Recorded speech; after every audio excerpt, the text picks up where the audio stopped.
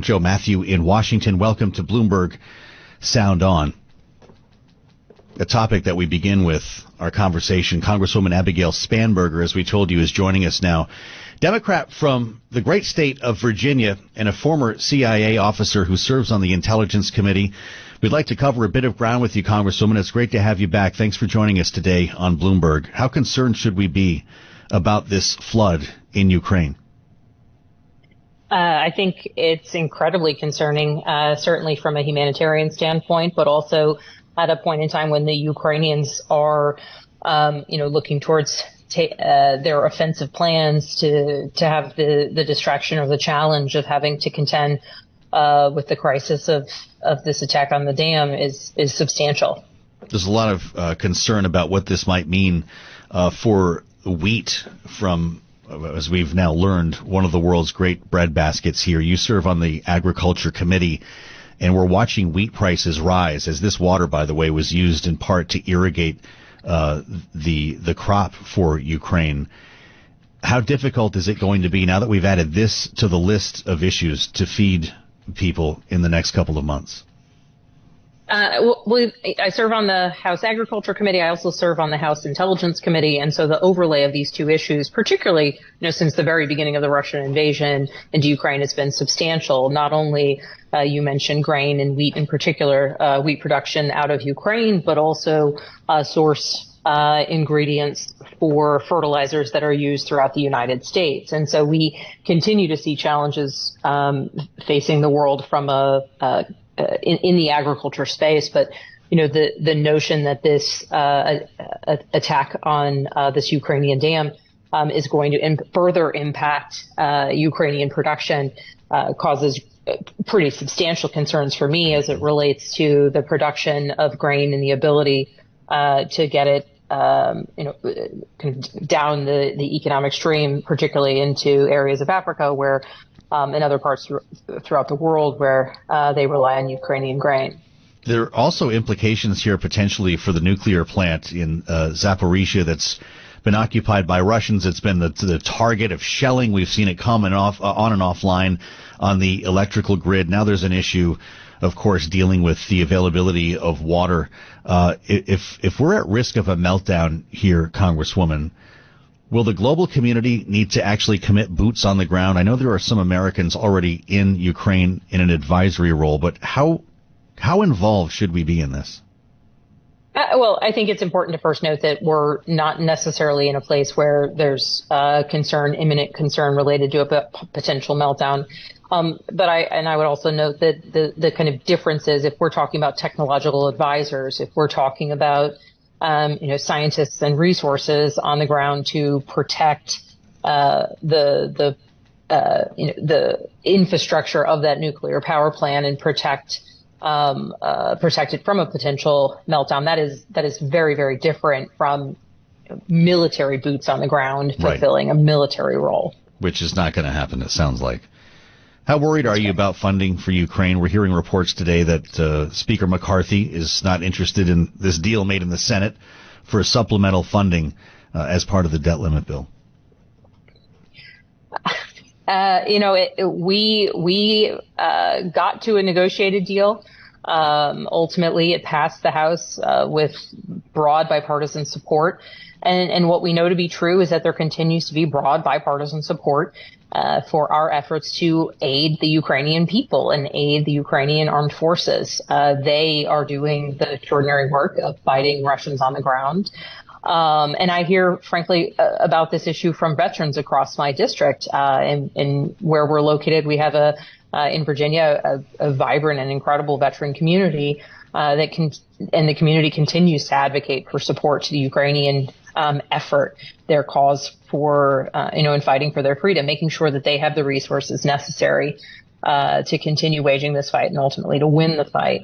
And so, there's been ebbs and flows, and certainly we see some detractors. In fact, we see some folks across the aisle who are, literally parroting Putin's talking points, which as a former intelligence officer and current member of Congress, I find unbelievably distressing.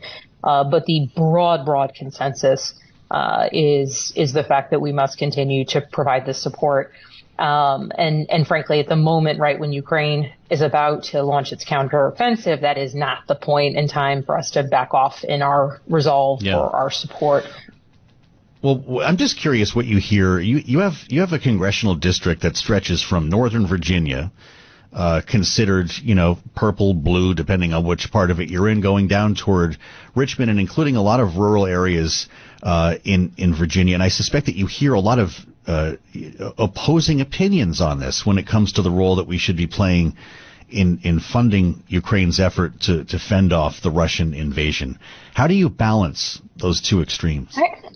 I think remarkably, I don't hear vastly different opinions. And particularly when we're talking about the role of U.S. global leadership and the role of the United States as a provider of military aid, lethal aid, communications aid, humanitarian aid, medical aid, the constraints that we have put on our aid, and also the leadership that we as a nation have shown in bringing together partner nations to provide support, to provide that same, be it lethal aid, be it equipment, to the Ukrainians. There's actually a lot of pride, and people across the political spectrum very, very typically are supportive. I get a lot of questions about how we're accounting for the dollars that and support that we're providing to Ukraine, important. And the answer to that is very straightforward. I worked on an effort last year that's been signed into law to, ensure the oversight of the taxpayer dollars that we are using in support of Ukraine.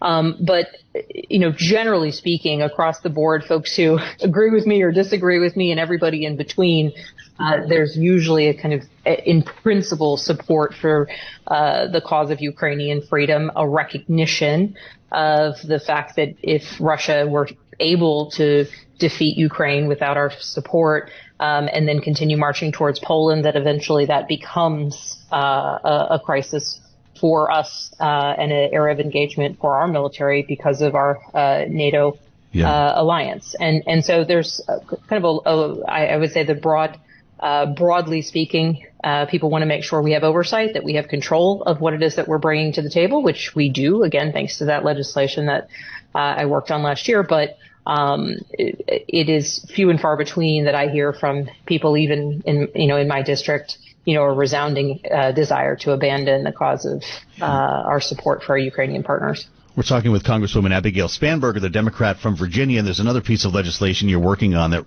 brings us back to where we started this hour, talking about this Coinbase lawsuit today, sort of the hand-wringing that's going on and the suing that's going on over crypto. You have a bill to ban stock trading among members of Congress. Are you going to get a hearing for that bill? What's the future here? Because we've been talking about it for a long time.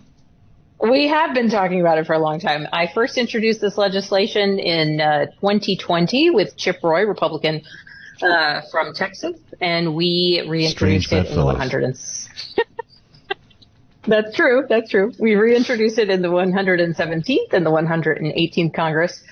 We have now, I think, made it objectively further in the process than we ever have. We now have 60 co-sponsors. Chip and I both participated in a member hearing before the House Administration Committee in which we advocated for our bill to come forward for a full markup and hearing. Other members also advocated for this legislation. And so frequently we keep getting story after story, right, about members of Congress and their financial trades relevant to whatever the issue of the month is. And most recently, with the Silicon Valley Bank collapse, there were, articles after articles of members of Congress, frankly, on both sides of the aisle, who had made purchases or made sales that seemed a little too close to comfort to the role that they might have, and the information that they might have by virtue of their position as a member of Congress. And our bill's pretty straightforward. We need the American people. The American people deserve to trust their members of Congress. Perception is reality, and if the perception is we, go about our days making stock trades based on what we hear, then we should change that. The reality is we can move markets with our votes, and we have easy access to, a whole people across the economic sectors. We just shouldn't be able to buy or sell individual stocks. Sure.